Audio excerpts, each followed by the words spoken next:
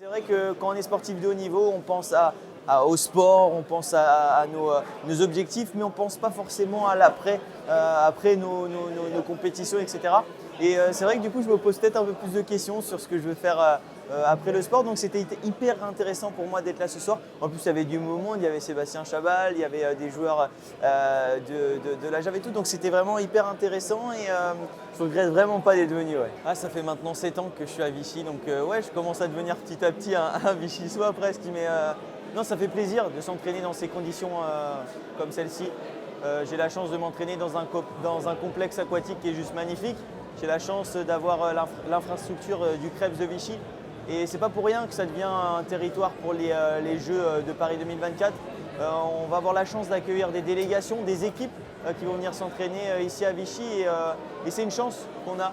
Mais c'est pas pour rien parce qu'on a vraiment des infrastructures, des établissements qui permettent d'accueillir de grandes équipes.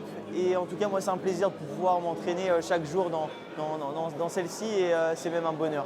Pour ma part, la grosse compétition pour moi cette année, c'est les qualifications pour les Jeux de Tokyo qui auront lieu en mai prochain dans la région parisienne. Et du coup, je vais devoir faire des temps pour pouvoir me qualifier pour les Jeux paralympiques de Tokyo en 2020.